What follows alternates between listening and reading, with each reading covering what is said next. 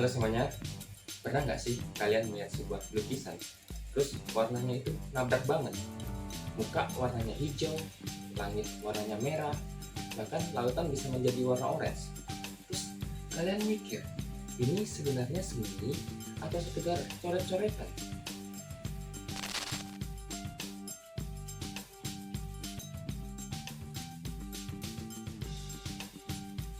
Pertanyaan yang sama persis pernah mengguncang dunia seni di Paris pada tahun 1905.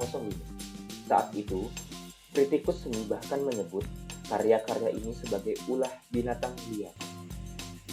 Halo, nama aku Nanda, NIM 2502 0124 079. Selamat datang di video ini.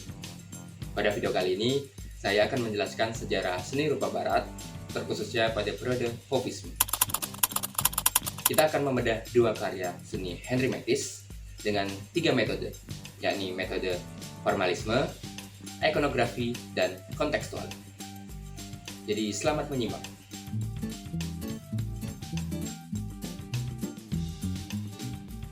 Kita mundur dulu ke Paris tahun 1905.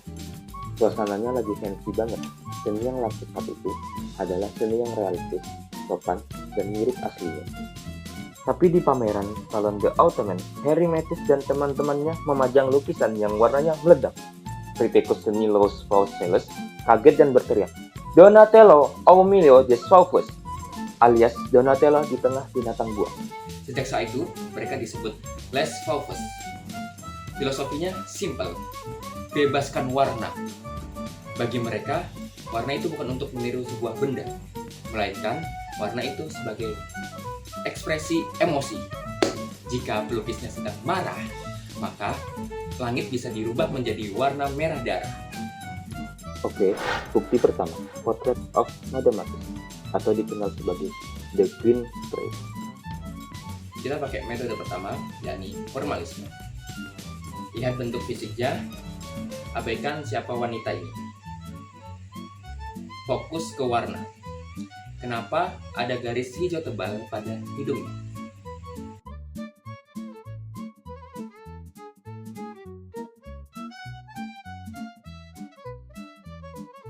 Ini teknik kimia. Hijau adalah warna komplementer lawan dari merah atau pink. Matisse pakai garis hijau untuk memisahkan sisi wajah yang terang dan bayangan. Ini bikin wajahnya terlihat timbul dan hidup tanpa perlu warna hitam yang kusam. Mari kita lanjut dengan metode kedua, yakni ikonografi. Bagaimana rasanya wajah ini? Kaku, atau seram, atau bahkan tampak agu? Wajah ini digambar mirip topeng. Ekspresinya datar, tapi tatapannya tajam. Ini simbol wajah universal. Matisse gak mau melukis senyum manis istrinya. Dia mau melukis sebuah karakter. Garis hijau itu simbol batas antara realitas fisik dan perasaan batin. Terakhir, metode ketiga, kontekstual. Apa yang terjadi hidup Matisse pada saat itu? Secara kontekstual, istrinya Anne saat itu lelah secara fisik dan mental mendukung karir suaminya yang miskin. Jadi, Matisse tidak melukis kecantikan biasa. Garis hijau itu membagi wajahnya menjadi cahaya dan bayangan. Ini cara Matisse memuliakan istrinya. Bukan sebagai objek pajangan, tapi sebagai fondasi yang kuat yang bertahan di tengah badai kritik.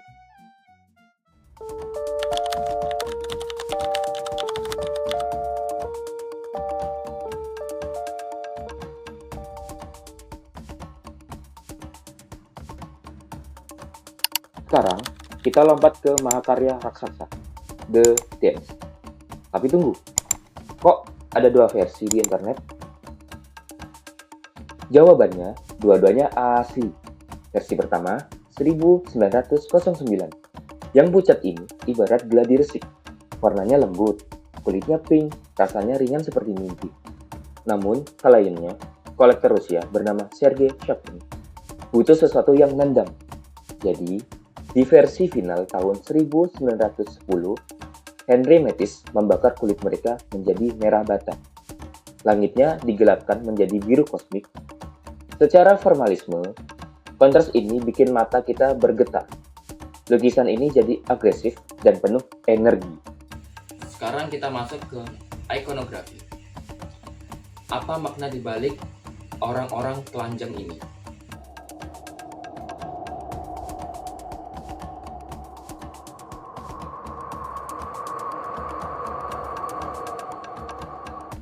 Lingkaran ini adalah simbol siklus kehidupan. Perhatikan tangan di kiri yang terlepas. Itu simbol usaha manusia untuk terus bersatu. Ketelanjangan di sini bukanlah porno, tapi simbol kemurnian. Kembalinya manusia ke alam. Terakhir, kontekstual. Kenapa lukisan purba ini dibuat pada zaman modern?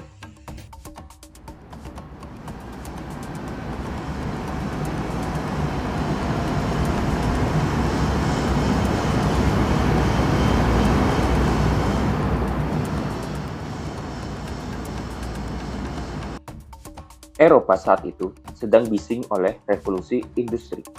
Mesin di mana-mana. Hidup makin cepat dan stres. Métis ingin membuat obat. Dia mengajak kita lari sejenak ke masa lalu yang damai. Menari di bukit hijau tanpa beban, ini adalah pelarian spiritual dari dunia modern. Yang paling indah dari Métis adalah dedikasinya. Di masa tuanya, saat dia sakit kanker dan gak kuat berdiri, dia gak berhenti. Dia melukis pakai gunting. Dia terus menciptakan warna sampai akhir hayatnya.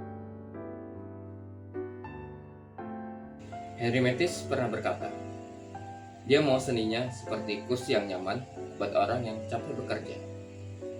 Lewat fauvisme, dia berhasil.